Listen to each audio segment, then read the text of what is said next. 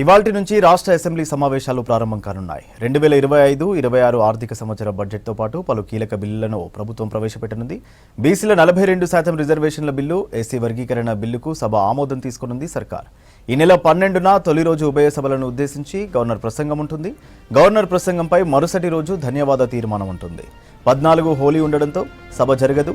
ఒకవేళ ధన్యవాద తీర్మానం పూర్తి కాకపోతే 15న కూడా దానిపై చర్చించే ఛాన్స్ ఉంది. ఇక 17న ఎస్సీ వర్గీకరణ బిల్లుపై, 18న బీసీలకు 42% రిజర్వేషన్ల బిల్లులపై అసెంబ్లీలో చర్చిస్తారని తెలుస్తోంది.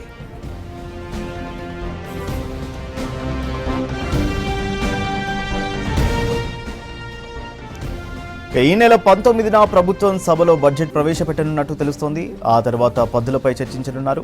నెలాఖరు వరకు బడ్జెట్ సమావేశాలు కొనసాగించనున్నట్టు సమాచారం. ఒకవేళ రాష్ట్ర బడ్జెట్ను 17నే ప్రవేశపెడితే చివరిలో బీసీ రిజర్వేషన్, ఎస్సీ వర్గీకరణ బిల్లులు పెట్టే అవకాశం ఉంటుంది.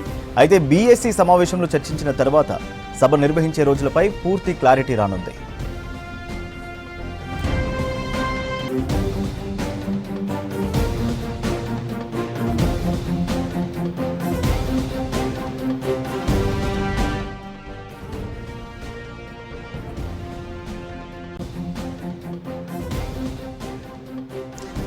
మాజీ సీఎం, ప్రధాన ప్రతిపక్ష నేత కేసీఆర్ కూడా తొలి రోజు సభకు హాజరవుతారని చెప్తున్నారు బీఆర్ఎస్ నేతలు. దీంతో మొత్తం బడ్జెట్ సమావేశాలు పూర్తయ్యే వరకు రోజు కేసీఆర్ వస్తారా, లేక 1-2 రోజులు మాత్రమే వస్తారా అనే దానిపై క్లారిటీ లేదు. రైట్, అసెంబ్లీ సమావేశాలకు సంబంధించి మరిన్ని డీటెయిల్స్ యాదగిరి లైవ్లో అందిస్తారు. యాదగిరి, అసెంబ్లీ సెషన్ పై వివరాలేంటి? ఇవాళ 11 గంటలకు అసెంబ్లీ సమావేశాలు ప్రారంభమవుతాయి. అయితే 2 సభలను ఉద్దేశించి ఇవాళ గవర్నర్ ప్రసంగం ఉంటుంది. సో గవర్నర్ ప్రసంగం తర్వాత ఈ అసెంబ్లీ ఈరోజు వాయిదా పడుతుంది. ఆ వాయిదా పడ్డ తర్వాత బీఎస్సీ సమావేశం నిర్వహించి ఈ అసెంబ్లీ సెషన్కి సంబంధించి ఎన్ని రోజులు నిర్వహించాలి, ఏ అంశాల మీద చర్చించే అవకాశం ఉంటుంది అనే దాని మీద బీఎస్సీలో చర్చించి నిర్ణయం తీసుకునే అవకాశం ఉంటుంది.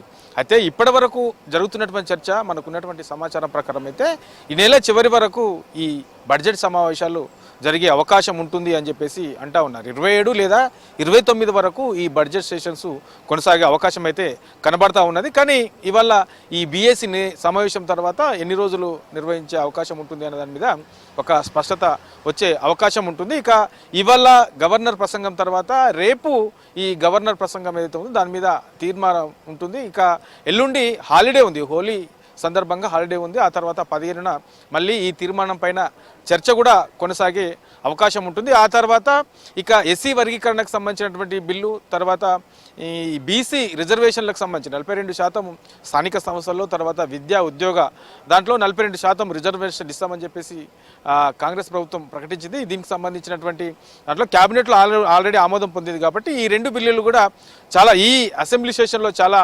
కీలకమైనటువంటి బిల్లులు అని చెప్పొచ్చు. ఈ 2 కూడా అసెంబ్లీలో పెట్టి వాటిని ఆమోదం తెలిపే అవకాశం అయితే ఉంటుంది.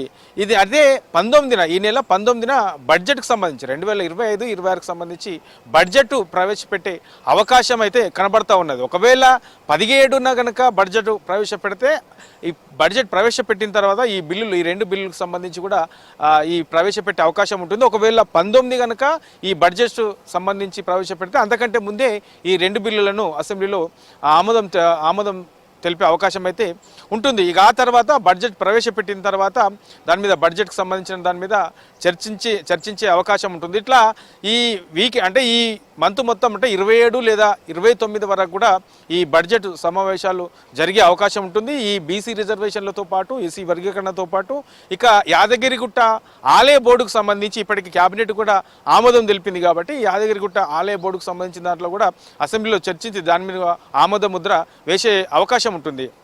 ఇక 2025-26కు సంబంధించినటువంటి బడ్జెట్లో ప్రధానంగా ప్రభుత్వం ఇప్పుడు తీసుకున్నటువంటి ప్రయారిటీస్ ఏవైతే గుర్తించిందో, ఏవైతే ప్రధానంగా ఈ అంశాల మీద, ఈ ఆయా శాఖలకు సంబంధించిన దాని మీద ఏ అయితే ప్రభుత్వం ప్రయారిటీస్ ఉందో వాటికే ఎక్కువగా ఈ బడ్జెట్ కేటాయింపులో కొంత ప్రాధాన్యత ఉండే అవకాశం అయితే కనబడతా ఉన్నది. ఎందుకంటే ఇప్పటికే కాంగ్రెస్ ప్రభుత్వం కొన్ని అంశాలను ప్రయారిటీగా తీసుకొని ఆ దిశగా ముందుకెళ్తున్నది.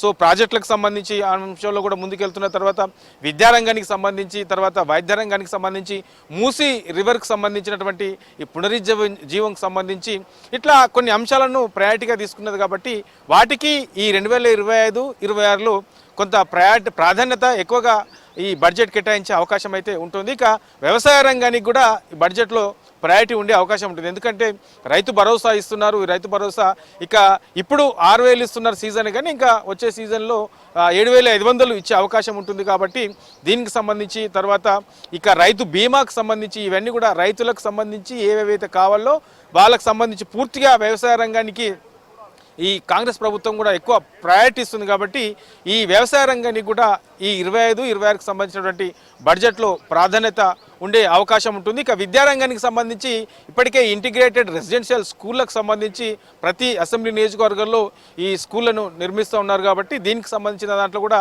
ఈ బడ్జెట్లో కేటాయింపులు ఎక్కువగా ఉండే అవకాశం ఉంటుంది. ఇక స్కిల్ యూనివర్సిటీకి సంబంధించిన అంశాలలో కూడా ఇప్పటికే ప్రభుత్వం కొన్ని కోర్సులను కూడా ప్రారంభించింది. కాబట్టి ఆ దిశగా కూడా కొంత బడ్జెట్ కేటాయించే అవకాశం ఉంటుంది. సో ప్రభుత్వం ఏవేవైతే ప్రాధాన్యతగా తీసుకుంటుందో, ఏవైతే ఇంపార్టెన్స్ ఇస్తుందో, ఏ అంశాలను అయితే ముందుగా తీసుకొచ్చి ప్రజలకు ఏవైతే అవసరం అనుకుంటుందో, విద్యా ఉద్యోగ రంగానికి సంబంధించి ఎట్లా ముందుకు వెళ్ళాలి అని చెప్పేసి అనుకుంటుందో ఆ దిశగానే ఆ విధంగానే ఈ బడ్జెట్లో కూడా కేటాయింపులు ఉండే అవకాశం ఉంటుంది. ఎందుకంటే ఇక కేంద్ర బడ్జెట్కు సంబంధించి కూడా కేంద్రము రాష్ట్రానికి కేటాయించినటువంటి నిధులను దృష్టిలో పెట్టుకొని మరి రాష్ట్ర ప్రభుత్వం ఏ అంశాల మీద ముందుకెళ్ళాలి, ఎలాంటి వాటికి ప్రాధాన్యత ఇస్తే బాగుంటుంది, ఇట్లా ఓవరాల్గా ఈ అంశాల మీద కూడా చర్చించి దీని మీద కూడా అసెంబ్లీలో చర్చించే అవకాశం అయితే ఉంటుంది. ఇక ఇప్పటి వరకు ప్రవేశపెట్టినటువంటి సంక్షేమ పథకాలకు సంబంధించినటువంటి స్కీమ్స్ ఏవైతే ఉన్నాయో వాటికి సంబంధించి కూడా ఇవాల్టి నుంచి కొనసాగుతున్నటువంటి ఈ అసెంబ్లీ సమావేశాల్లో చర్చకు వచ్చే అవకాశం అయితే ఉంటుంది. అయితే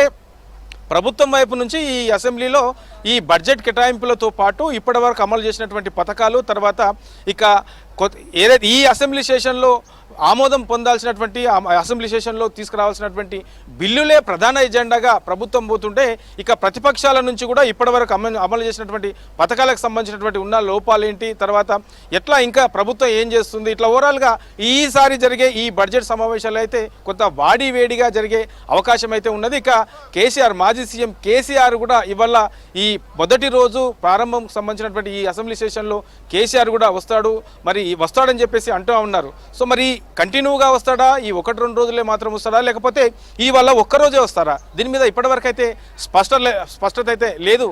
కానీ ఇవాల్టి నుంచి ప్రారంభం కానున్నటువంటి ఈ బడ్జెట్ సెషన్లో అయితే ఓవరాల్గా ప్రభుత్వం తీసుకున్నటువంటి పథకాలు, వాటి కేటాయింపులు, తర్వాత ప్రతిపక్షాలు ఏవైతే విమర్శిస్తున్నాయో వాటికి ధీటుగా సమాధానం ఇచ్చే విధంగా ముందుకెళ్లే అవకాశం ఉంటుంది.